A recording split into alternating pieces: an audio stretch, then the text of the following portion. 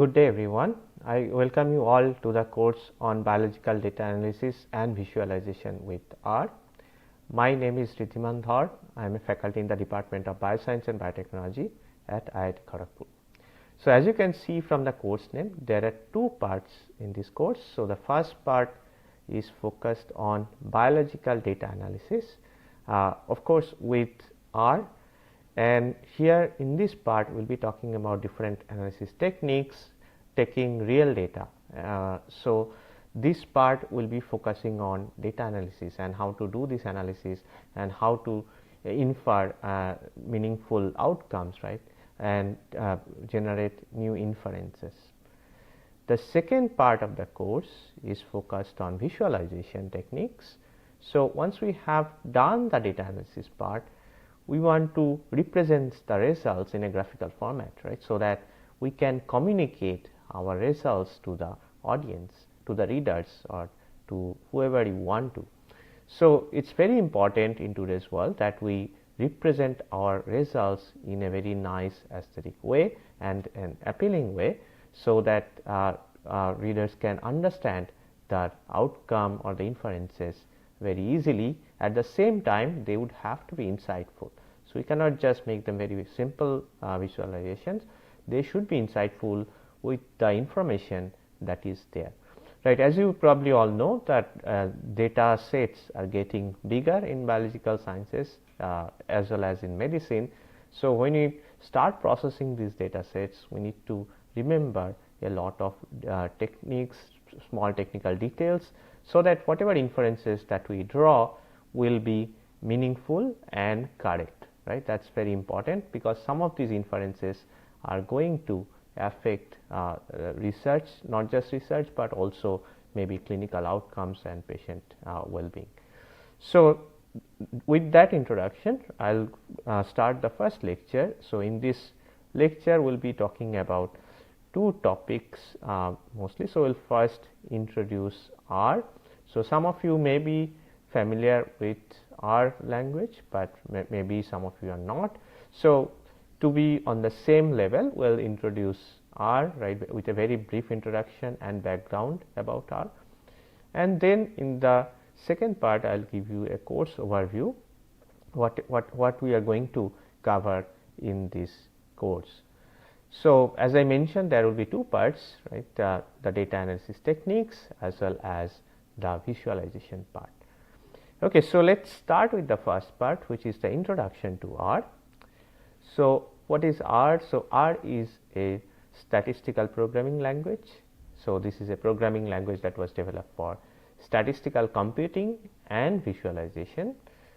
So this was actually developed from S or S plus, right. This was taken from S and S plus. These are again, S is a statistical programming language that was there before R, and R was based on S. So some of the codes from S language still run in R, and you will see some of the data frames that can actually handle this S data. So this was actually started by Professor Ross Sihaka and Professor Robert Gentleman. So the first question that you might ask, right, why R, right, why not some other programming language? And some of you are already familiar with some of the programming language, probably like C, C++, Python, Perl, right. There are so many programming languages, and you might be asking, why do you want to work with R? Okay. So the first reason, of course, this is an open source language with GNU public license, right. So that is true for many programming languages. What is the uniqueness of R is that you have a lot of statistical analysis capability built into this language. Okay, so you can do a lot of basic statistics as well as very advanced statistics. So when I say basic statistics, you can start with a very simple hypothesis testing like t-test or Wilcoxon rank sum test. So those kind of tests you can do in R, right, if you have very small data sets, that we can do.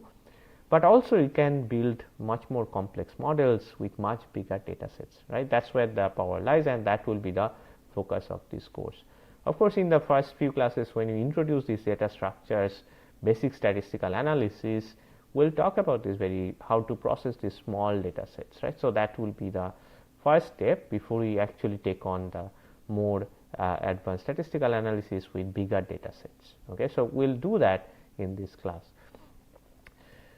So this is one of the unique capabilities of R, and the second is data visualization, right. So as you are probably aware, also other languages like Python, they are also capable of doing visualization. You can also do this visualization in that language, but R has a lot of capabilities, right. You can actually customize a lot of these visual, right, how you represent some of the components of a graph or a plot. Okay, so this is something, this will be evident when you actually do this in this course.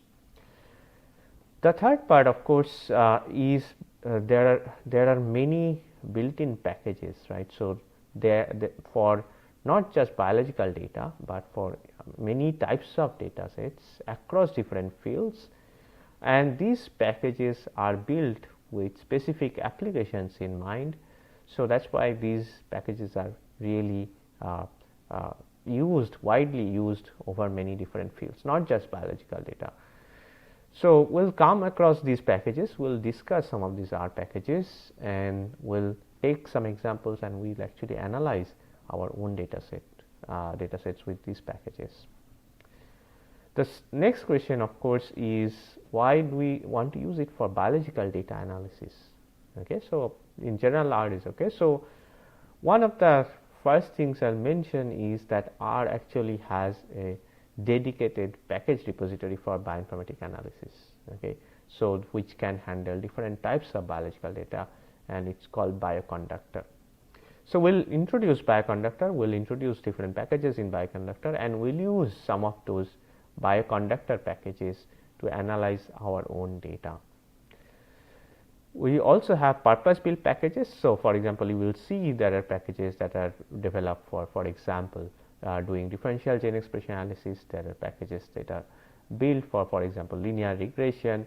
There are different packages for example, ChIP-seq data analysis, visualization, etc. So you have these purpose built packages with specific purposes in mind.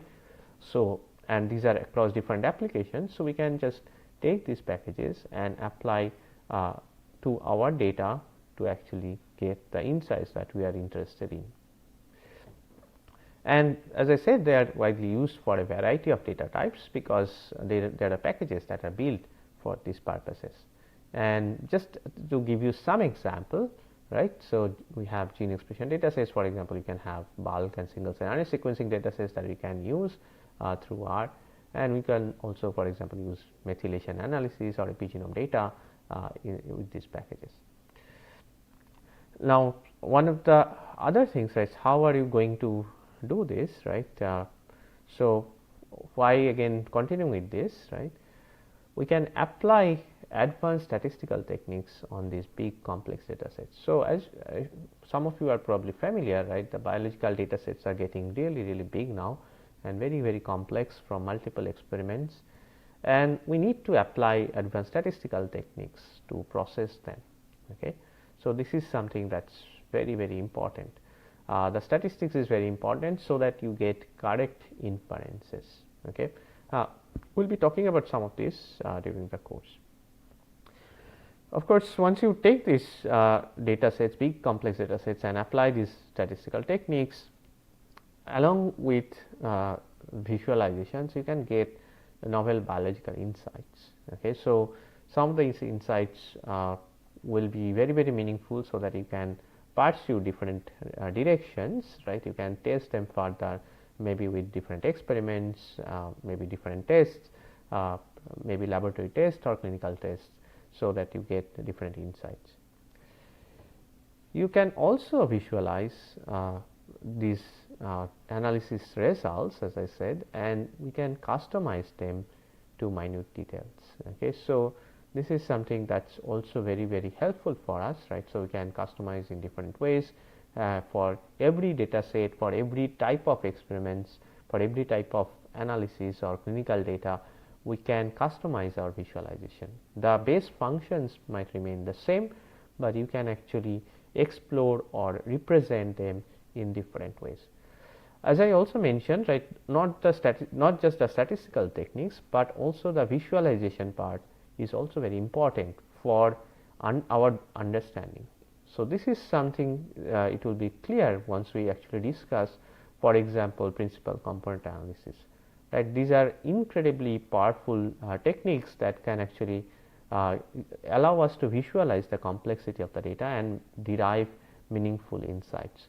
So, not just the statistical techniques, we just do not go and do the statistical analysis blindly. We have the visualizations tools. As we are doing the statistical analysis, on the side we can also make these plots, build these graphical representations that we can also check for validity, right. So, we can also see, right, whatever we are getting from statistical analysis is actually the correct thing, right, what is expected of this analysis, right, and not something that is actually incorrect or erroneous. So, taking together, this is a very nice package for analyzing biological data and for representing them.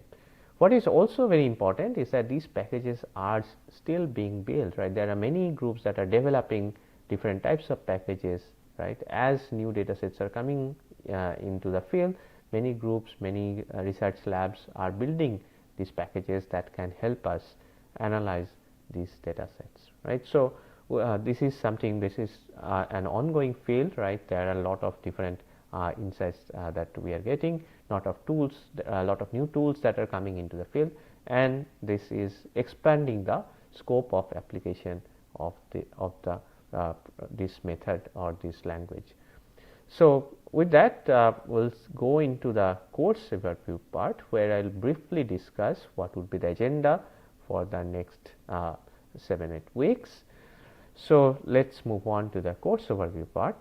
So, the first week we will introduce R, which I did already, and then we will set up the R for biological data analysis, right. So, this is also in the course curriculum plan, you can probably see. So, I will very briefly mention whatever we are going to discuss in this course. So, from the next class we will be setting up R, right, and we will look into the package repository. We will go through each step and see how we will install these packages and how do you use these packages, how do you actually read the manuals that are there in the packages. Okay. So, this is something that is very important for you to learn. As you will see, once you go to the next class, you will see like there are hundreds of packages, not just in R, but also in bioconductors. So, it is impossible for me to actually go over all these packages that are useful in this class. So, what is important, right, I will use some of the packages and then I will show you how to actually learn the use of any package that you want to use from our repository. So, this is something that is very important, right, how learning how to use any package that you want. So, this is something we will develop throughout the course. So, the next part, right, once we have set up R, we will look into basic data structures, right, what are the different data structures that are important. This is we will start with the very simple ones, right, starting from vectors and lists, and then we will go to data frames, metrics, etc. These are basic data structure because R also has a lot of advanced data structures, right. These are specific data structures used for specific experiments, right. So, for example, you have single cell experiment data structures, right. So, these are much more complex data structures which will not cover at this point, but when we go to specific topics we will talk about those specific data sets, data structures. So, that is important, right. Once we start using R, we need to understand the data structure, because this is something on which we will be applying our commands, applying our statistical analysis, right. So, once we understand the data structure, we can apply the correct tools, correct analysis techniques. So, then next will be the basic commands part, right. So, this is something that is very important, and that will form the base of all advanced techniques that we want to apply.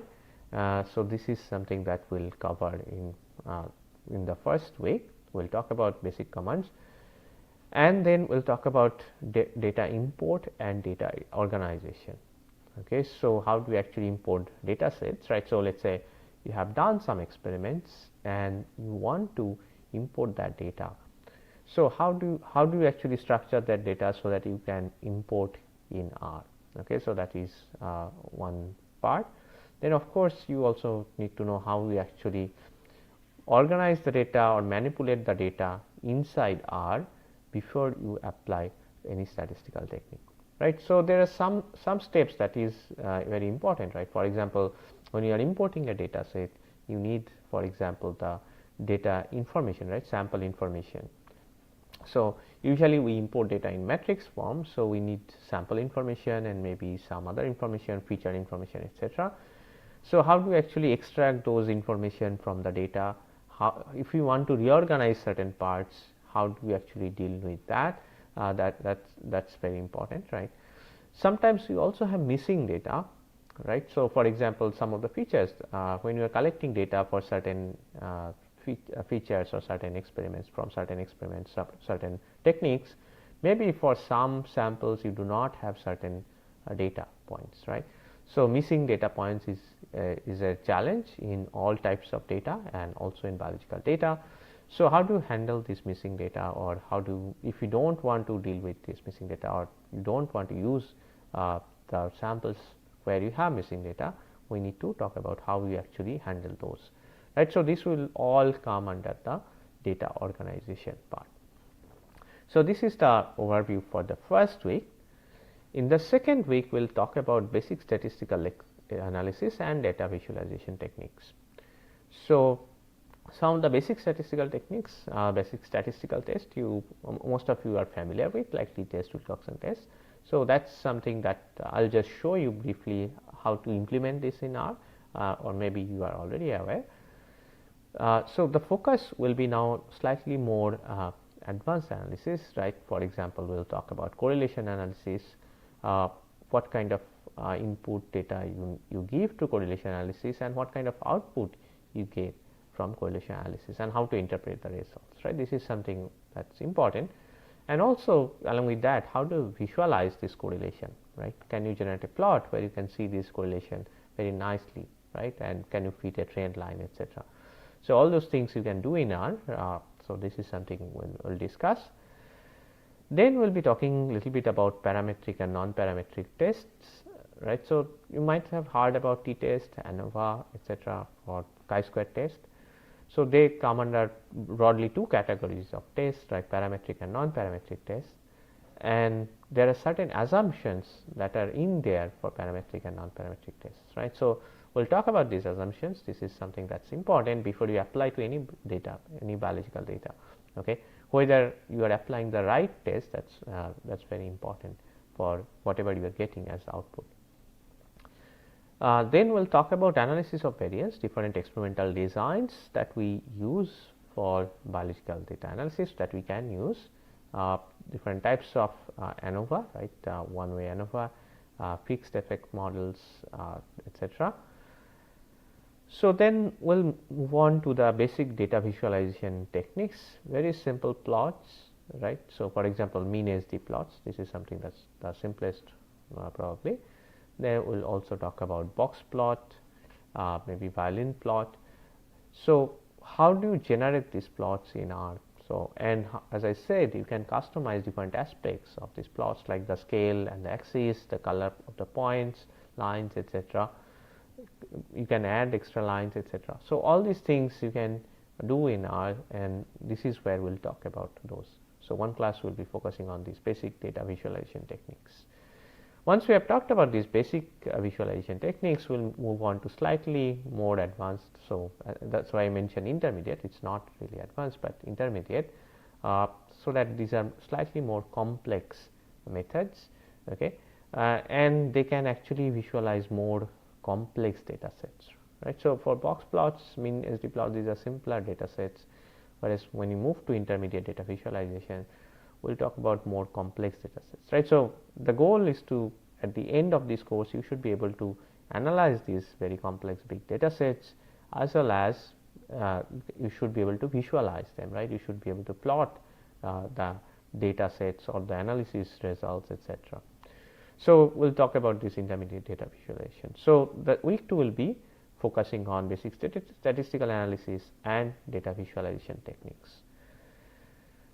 In week 3, we'll be focusing a bit on R and bioconductor packages. So as I mentioned, I will not be able to discuss all packages, but I'll take some of the very useful packages most widely used for biological data analysis. So I'll talk about some of them, and we'll also talk about some of the useful bioconductor packages. Okay, so again, bioconductor packages, there are many more which are actually applied for biological data analysis, but again, because of the time constraint, we will not be able to focus on all of them. We'll take some of them, will apply to real biological data sets hands on in the class, and then you can try it out with your own data, or we'll also share data from our side. Okay, so here we'll have not just the discussion on theory, right? I'll show you how to get these packages, how to actually read the functions that are available in these packages, and how to apply them to real data sets. Okay, so all these hands-on that we'll be focusing on will be on real experimental data sets. Okay, so that's something that you can also apply in to your data. So moving on, then we'll go to week 4, and from week 4 onwards, we'll be now focusing on more complex analysis. So where we'll have bigger data sets and more complex analysis. So the agenda for week 4 is to look at gene expression analysis and co-expression network. So I'll first introduce what is gene expression data. So microRNA and RNA sequencing data. So I will very briefly discuss the theory of how you generate this kind of data sets, what are the experiments that will generate these data sets. You can do a lot more analysis on these data sets like differential expression analysis, but that has been covered in a separate course. So I'll also give link to that course. If you are interested, you can go check that course out, but we'll not be talking about differential expression analysis in this course. What we'll be talking about instead is something called weighted gene co-expression network analysis, or WGCNA. So we'll have a brief discussion on what this analysis means, right? What does WGCNA means, right? What is the focus of this analysis? What are the objectives? How it is done?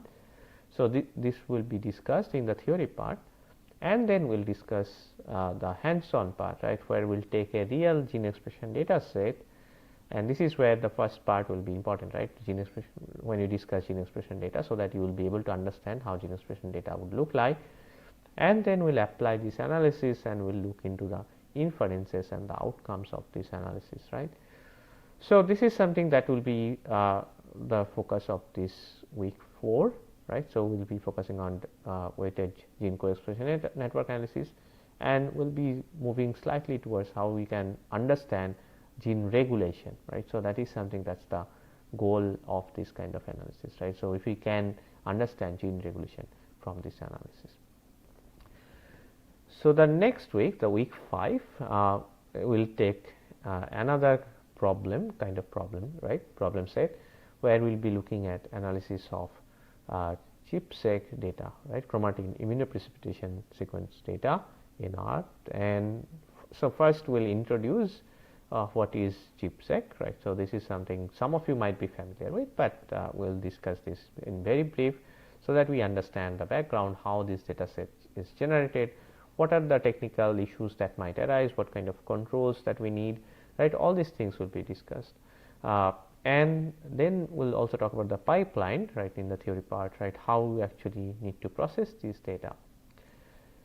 Following up with that, we'll be then doing some hands-on analysis of real ChIP-seq data set in our bioconductor, right, and this will give you the understanding, right. So this will take the theoretical understanding to the hands-on level, right. So once we have done this, you can also do the practical application to your own data set. If you are working with ChIP-seq, you can actually go and apply these methods to your own data, and you can interpret the results.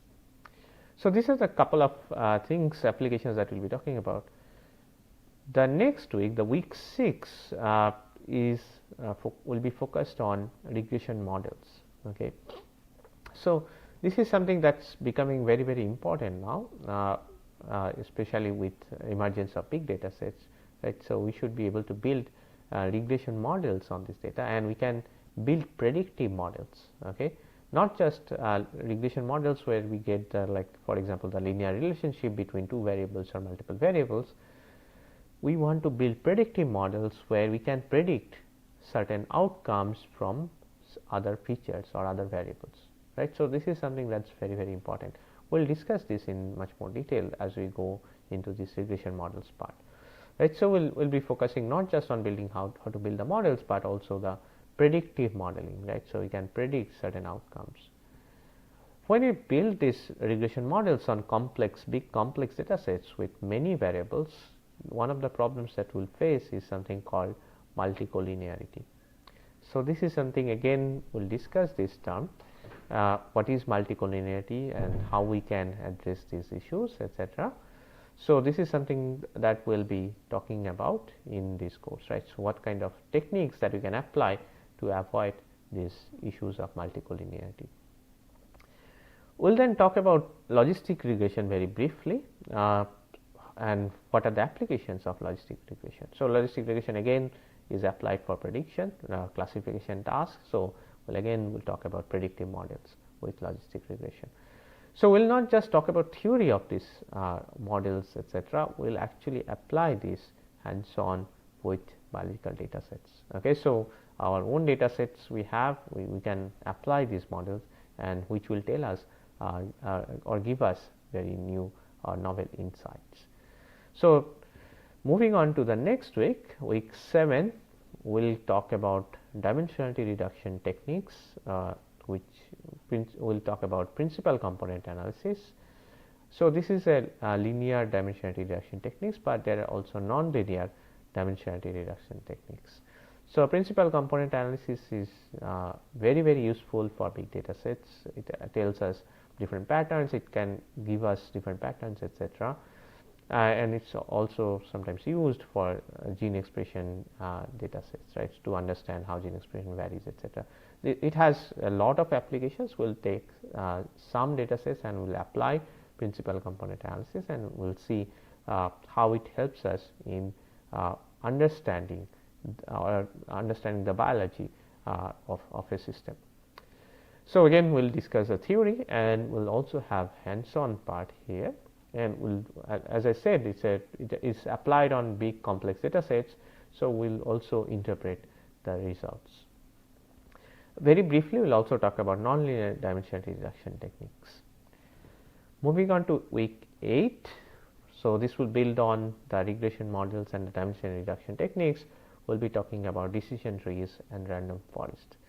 So, as more and more big data sets are coming out in biology, we need to apply predictive modeling, right. So, so this is something we can do with decision trees and random forest techniques. Okay. So, decision trees and random forest, they help in prediction of certain outcomes or classification of samples.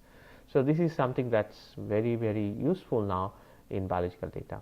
So, this is not just fundamental biological data, but also in medical data or clinical data.